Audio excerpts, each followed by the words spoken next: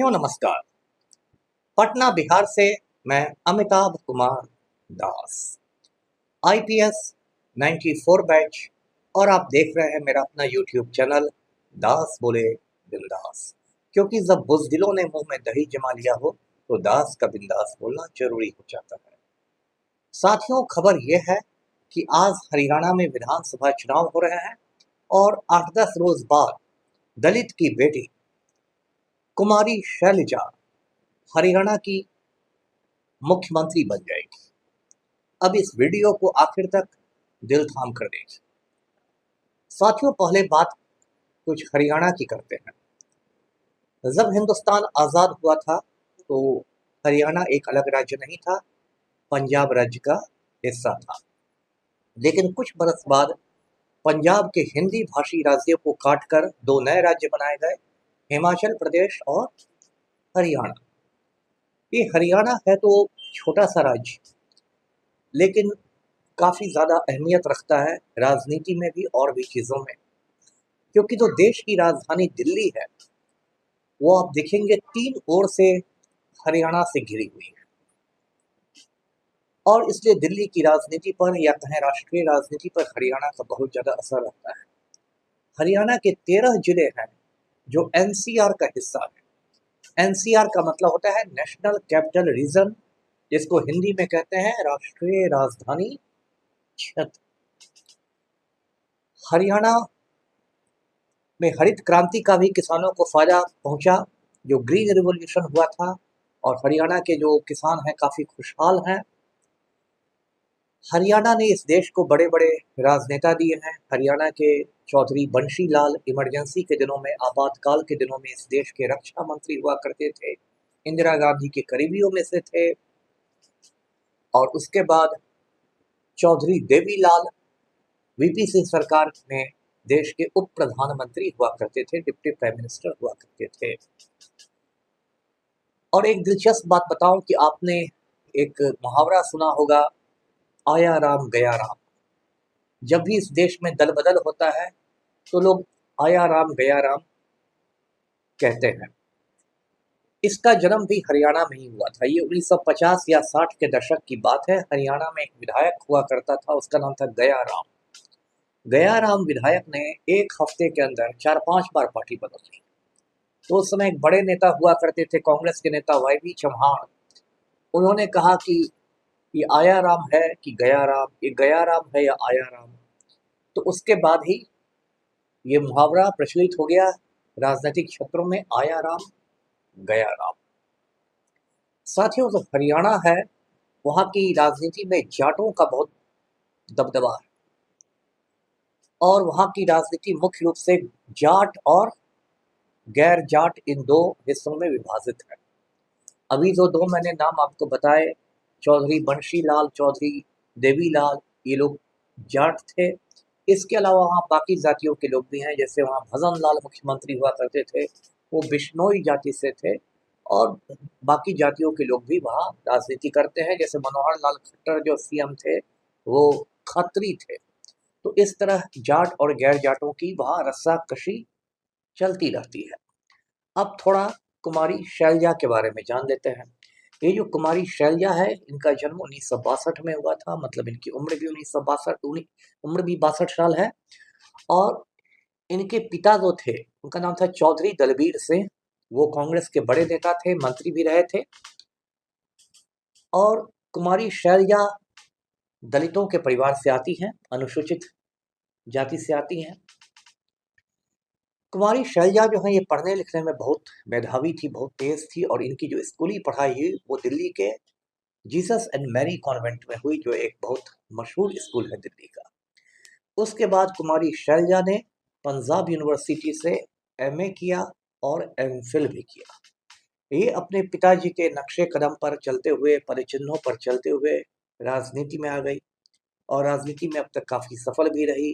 ये सिरसा से भी एमपी रही, अम्बाला से भी एमपी रही। अभी जो चुनाव संपन्न हुए हैं लोकसभा के, उस पर ये सिरसा से लोकसभा एमपी चुनी गई हैं। ये डॉक्टर मनमोहन सिंह की सरकार में सामाजिक न्याय और अधिकारिता की राज्य मंत्री थी, स्वतंत्र प्रभार की थी। स्वतंत्र प्रभार का ये मतलब हुआ कि राज्य मंत्री थी लेकिन इनके ऊपर कोई कैबिनेट मंत्री नहीं था, ये सीधे प्रधानमंत्री को रिपोर्ट करती थी। और जो कुमारी शैलजा हैं, ये गांधी परिवार के भी काफ़ी करीबी मानी जाती हैं, और सोनिया गांधी ने इन्हें हरियाणा प्रदेश कांग्रेस अध्यक्ष भी बनाया था। सुश्री शैलजा जो है, कुमारी शैलजा, वो काफ़ी समय से मुख्यमंत्री पद की दावेदार रही हैं। इस बार के चुनाव में भाजपा ने उनको थोड़ा मतलब तोड़ने की कोशिश की, बहकाने की कोशिश की। भाजपा वालों ने छाती पिटना शुरू कर दिया राम भक्तों ने कि कुमारी शैलजा के साथ, शैलजा बहन के साथ कांग्रेस बहुत नाइंसाफी कर रही है, अन्याय कर रही है, ये हो रहा है, वो हो रहा है। उन्हें लगा कि कुमारी शैलजा कांग्रेस छोड़ के भाजपा में आ जाएगी, लेकिन कुमारी शैलजा ने राम भक्तों का मुंह बंद करा दिया। उन्होंने कहा कि जिस तरह मेरे पिताजी कांग्रेस के झंडे में लिपट के गए थे, उसी तरह मैं भी कांग्रेस के झंडे में लिपट कर जाऊंगी। तो उसके बाद राम भक्तों के चेहरे पर 12 बज गए और कुमारी शैलजा कांग्रेस में बनी रही। देखिए, हरियाणा विधानसभा में कुल 90 सीटें हैं। पिछले चुनाव में बहुत ज़्यादा भाजपा का आत्मविश्वास बढ़ गया था, तो उन्होंने नारा दिया था, राम भक्तों ने नारा दिया था, अब की बार 70 पार। इसका मतलब हम लोग 90 में 70 से ज़्यादा सीटें जीतेंगे। कांग्रेस ने नारा दिया था, अब की बार यमुना पार, मतलब इस बार भाजपा को यमुना नदी के उस पार फेंक दिया जाएगा। भाजपा ने किसी तरह जोड़ तोड़ करके सरकार बना ली, लेकिन वो जो सरकार थी 5 साल चली, तो ज़्यादा समय मनोहर लाल खट्टर सीएम रहे। वो सरकार की बहुत मतलब फजीहत हुई और बहुत वो अलोकप्रिय सरकार हो गई। इसलिए ये माना जा रहा है कि अभी 8 तारीख को जब गिनती होगी हरियाणा में वोटों की, तो उसमें राम भक्तों का सुपड़ा साफ हो जाएगा। अब आप जाने कि ये दुर्दशा हरियाणा में क्यों हुई भाजपा की। तो देखिए, लगभग 10 साल पहले भाजपा जब हरियाणा में सत्ता में आई थी, तो भाजपा ने चुनाव के पहले एक समा बांध दिया था कि अगर हमारी सरकार बनेगी तो कैप्टन अभिमन्यु को सीएम बनाया जाएगा। कैप्टन अभिमन्यु एक बड़े जाट नेता हैं हरियाणा के, तो जाटों ने जमकर वोट दिया भाजपा को। लेकिन जब सरकार बनी, भाजपा की बहुमत मिला भाजपा को, तो कैप्टन अभिमन्यु को दरकिनार करके मनोहर लाल खट्टर को सीएम बना दिया गया, जो खत्री थे। तो इससे जाटों को बहुत चिढ़ मची, उन्हें लगा कि उन्हें उल्लू बना दिया गया है।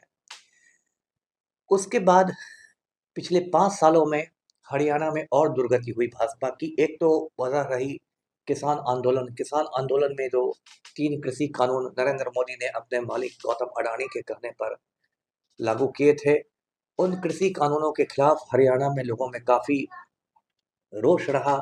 और जो प्रदर्शन हुआ सिंघू बॉर्डर पर, टिकरी बॉर्डर पर, इसमें हरियाणवी किसानों ने भी बढ़ चढ़ कर भाग लिया। और अंत में आप जानते ही हैं, नरेंद्र मोदी का 56 इंच का सीना पिचक गया, नरेंद्र मोदी की बोलती बंद हो गई, और अंत में तीनों कृषि कानूनों को वापस लेना पड़ा। वो किसानों की, हरियाणा के किसानों की एक बहुत बड़ी जीत थी। लेकिन अभी भी किसानों की कुछ मांगें जो हैं वो पहले की तरह अधर में लटकी हुई। इसमें सबसे बड़ी मांग जो है वो है एमएसपी की। एमएसपी का मतलब होता है मिनिमम सपोर्ट प्राइस, जिसे हिंदी में कहते हैं न्यूनतम समर्थन मूल्य। एक स्वामीनाथन कमेटी बनी थी खेती किसानी पर, एग्रीकल्चर पर, तो उसने एमएसपी का एक फार्मूला दिया था कि एमएसपी होना चाहिए C2 प्लस 50%।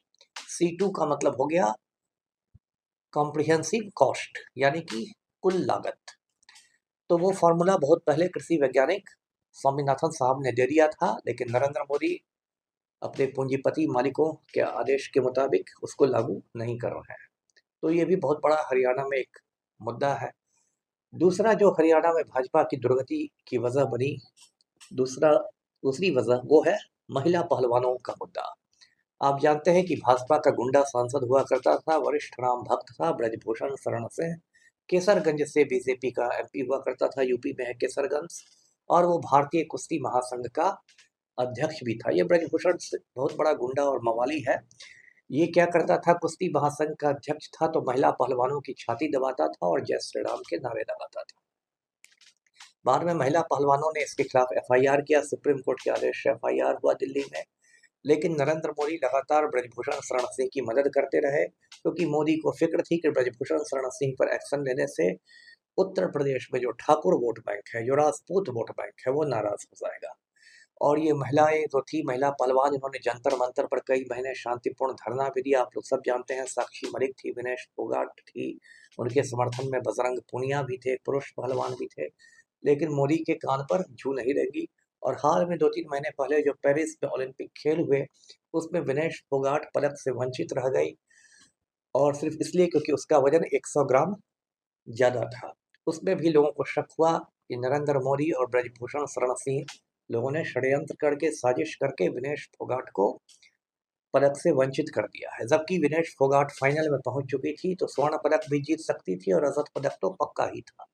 तो विनेश फोगाट को इस बार कांग्रेस ने टिकट दे दिया है, और उसको लेके भी बहुत आक्रोश है हरियाणा में भाजपा के प्रति। साथियों, जब भाजपा ने देखा कि उसका जनाधार खिसकता जा रहा है, तो भाजपा ने कुछ महीने पहले मनोहर लाल खट्टर की छुट्टी कर दी और उनके जगह एक नया मुख्यमंत्री बनाया, नायब सिंह सैनी को। लेकिन नायब सिंह सैनी हरियाणा का सीएम तो बन गया, लेकिन वो फिर से लोकप्रियता भाजपा के लिए नहीं पा सका। भाजपा के प्रति लोगों का गुस्सा, हरियाणवी लोगों का गुस्सा पहले की तरह बरकरार रहा। अब आप जानते हैं कि जो राम भक्त होते हैं भाजपाई लोग, ये कुर्सी के लिए किसी भी स्तर पर गिर सकते हैं। अब आपने बाबा राम रहीम का नाम सुना होगा, ये सिरसा वाला बाबा है। ये सिरसा में एक ये चलाता था आश्रम, डेरा सच्चा सौदा, और अपने गुफा में बुलाकर, जो उसका बेडरूम था, उसमें बुलाकर साध्वियों के साथ रेप करता था। इसने एक पत्रकार की भी हत्या करवा दी, रामचंद्र छत्रपति की। इन मामलों में इसको उम्र कैद मिली, 20 बरस की सजा मिली, रोहतक जेल में ये बंद हो गया। लेकिन ये जो बाबा राम रहीम है, ये भाजपा नेताओं का बहुत करीबी है, और इसलिए भाजपा सरकार इसको बार बार पैरोल पर छोड़ती थी, कभी 15 दिन के लिए, कभी 10 दिन के लिए, कभी 20 दिन के लिए। चुनावों के समय भी भाजपा ने उसको पैरोल पर छोड़ दिया। और बाबा राम रहीम जो एक बलात्कारी है, एक खूनी है, गुंडा मवाली है, उसने अपने समर्थकों से, अपने अनुयायियों से कहा कि भाजपा को वोट दो। तो इसलिए बीजेपी का नाम जो बलात्कारी जनता पार्टी पड़ गया है सोशल मीडिया पर, वो बहुत गलत नाम नहीं है। तो साथियों, 8 तारीख को हरियाणा के नतीजे आएंगे। उसके बाद कुमारी शैलजा मुख्यमंत्री बनेगी। हालांकि मुख्यमंत्री के दौड़ में एक और बड़े नेता है, भूपिंदर सिंह हुड्डा। वो जाट नेता है, बहुत सीनियर कांग्रेसी हैं, सीएम रह भी चुके हैं। लेकिन इस बार लग रहा है कि कुमारी शैलजा का पलड़ा ज़्यादा भारी है। हरियाणा की बात हो और सपना चौधरी की बात नहीं हो, ये कैसे हो सकता है? मुझे सपना चौधरी के गाने, सपना चौधरी का डांस बहुत पसंद है। खास के वो जो गाना है, तेरी आँखा का यो काजल, वो मुझे बहुत पसंद है। तो तब तक मैं सपना चौधरी के गाने देखता हूँ, और हम लोग नतीजे का इंतजार करें। वीडियो को लाइक कीजिए, शेयर कीजिए और चैनल को सब्सक्राइब कीजिए। धन्यवाद। जय